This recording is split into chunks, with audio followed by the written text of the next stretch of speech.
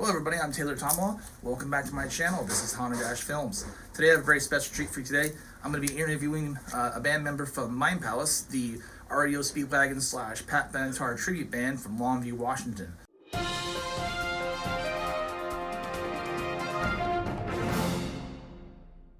Now, I've had the privilege of shadowing these guys for about a year now. I'm in charge of a lot of things on their websites, including taking video of them. So if you want to see a video of them, make sure you check out their YouTube channel. I'll put the link down in the description down below.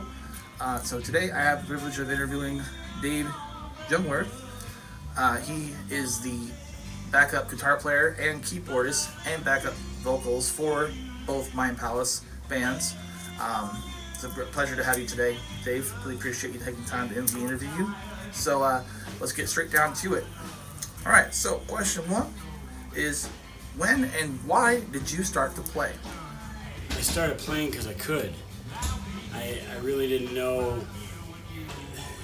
I truthfully was 3 or 4 sitting at a piano.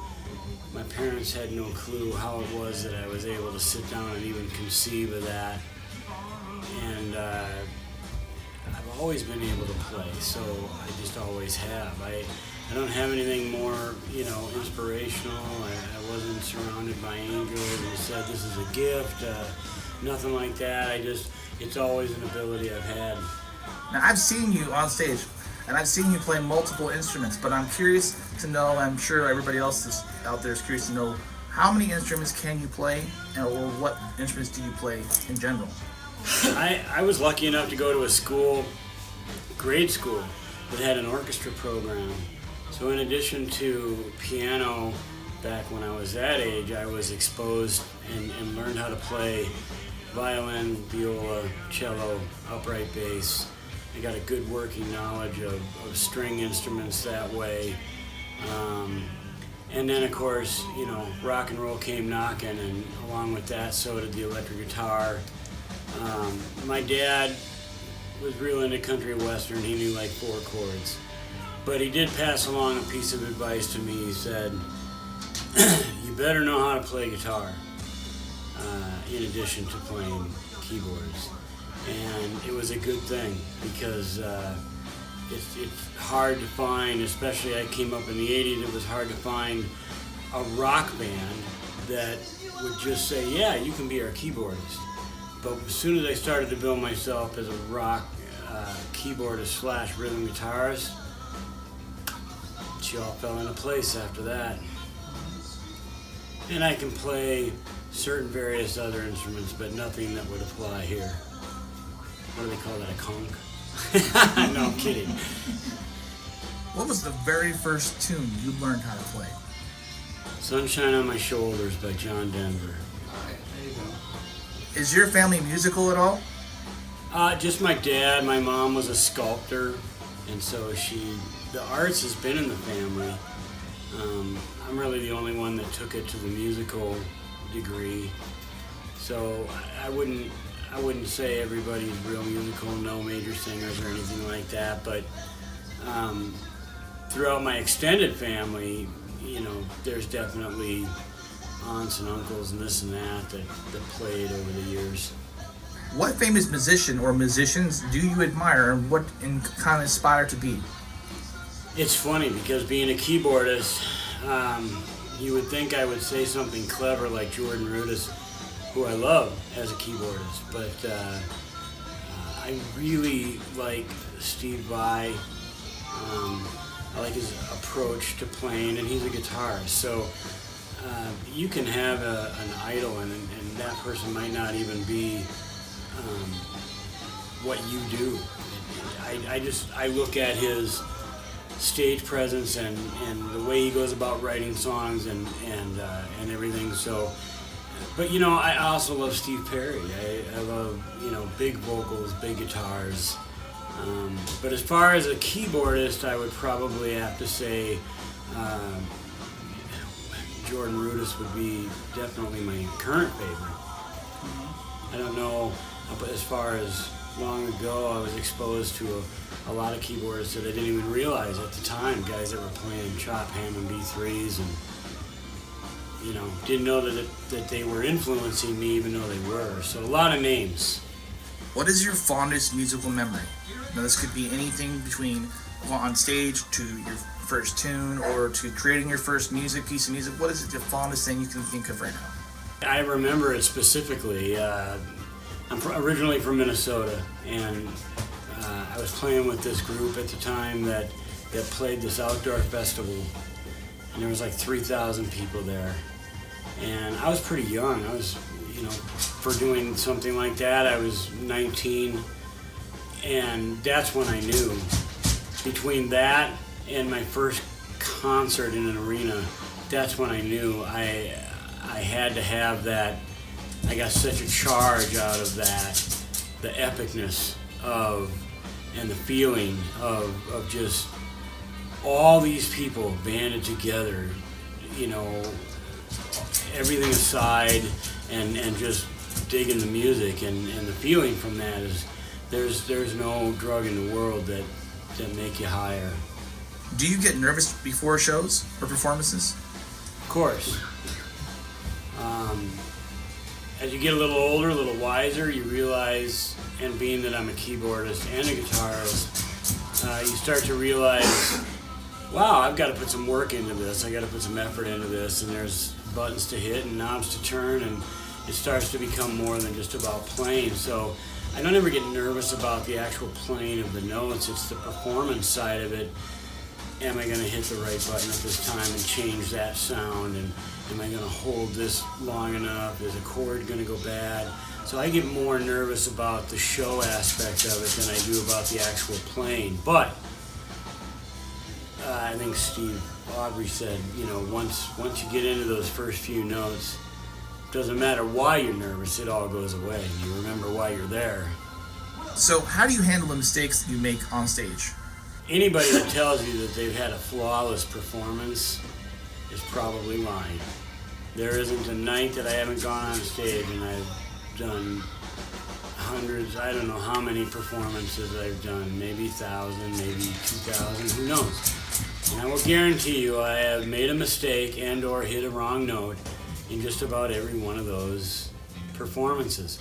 You get past it by realizing that music, like a lot of things, you never stop learning. Once you think you know everything, you're done. There's nothing, you have to push yourself. So if you make a mistake, you get by it and you continue on, because you're not just playing music, you're putting on a show, and it's kind of a package deal. So yeah, you just move past it. It's like anything else. Mistakes happen. Somebody hacks on you for making a mistake, I wouldn't take it personal. You're up there, they're down there. You're trying to do something, and that means a lot. So it takes a lot more courage to get up and fail than it does to not get up at all. Now I've seen your performances, and you're very good, and you hardly make any mistakes. So the question is, how often do you practice? I'm practicing all the time, running songs, whether I'm in front of the keyboards or I have the guitar on while I'm watching a movie, or I'm creating a playlist and I'm just drilling things over and over. And it doesn't stop. Music is something that doesn't stop, whether you're, but hours-wise, I couldn't tell you what I do. It depends on what's required and what's coming up. If a show's coming up, I practice a little harder.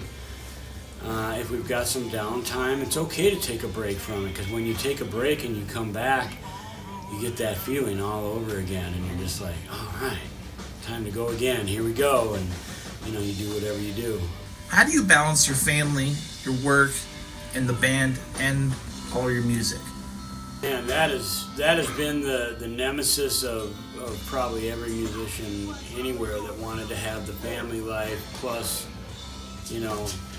work a job. It's hard. It's not an easy thing. I think we've all stated at one point or another, it's how strong a family you have. It's how you set yourself up. So obviously, if I'm a musician, I'm not going to set myself up to work a job that requires me to go on the road, because that's not going to jive. So You do sacrifice in some areas.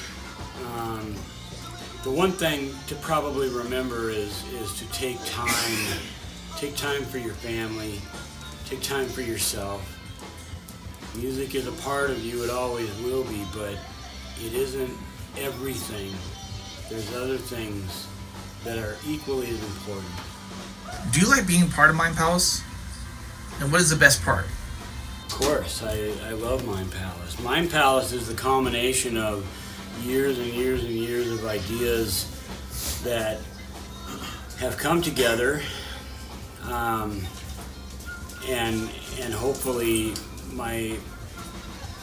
this go around will be the one that I look back on the most and go, I had this idea, I shared it with a friend. That became our idea. And from that point on, the dominoes just went. And now we're 6, and everybody has that same idea. And when you create something like that, it's like creating a legacy. So how can I not love Mind Palace? What are your plans for the future? Plans for the future, that's simple. That's really simple. Play shows, play them well. Cater to the fans. Represent our chosen tributes for who and what they are, which is, without them, we wouldn't be able to bring forth their music and just have a good time, man, and keep on doing what we all do. Okay, so the last question I have for you is, what is the difference between a cover band and a tribute band? And what makes Mind Palace different from other tribute bands or cover bands that are out there? And why would people want to come see you guys personally? There's different kind of tribute bands. So there are some tribute bands that are bringing the look. There are some tribute bands who don't play any better or look any better and claim to be a tribute band. I'm not here to hack on anybody. Everybody does their own thing. For us, it was about recreating the music as true to form as what the original artist did.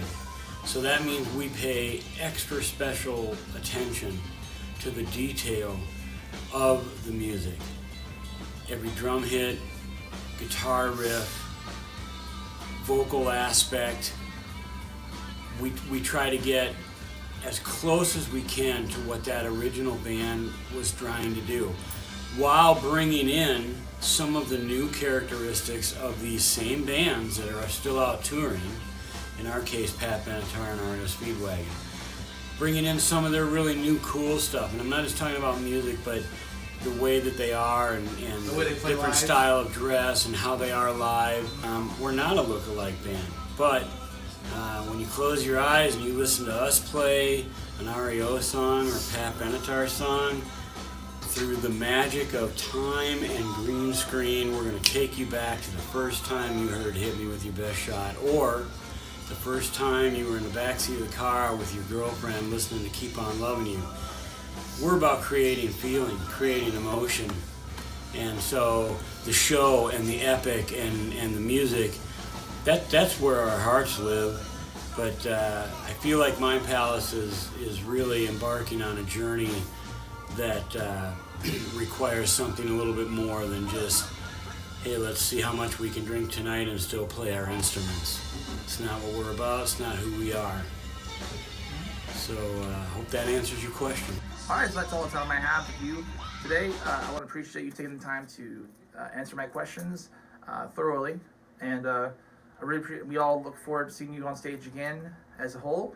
And you guys can check them out as well on their Mind Palace YouTube video channel. Also, you can check them out on their Facebook channel as well for all their upcoming shows as well. So thank you very much, Jave, for taking time with this. I'm Taylor Tommila, and this was Behind the Band. Hey, thanks for taking a peek at our video. We appreciate everything that you guys do for us when we're out there on stage. Looking forward to seeing you out there.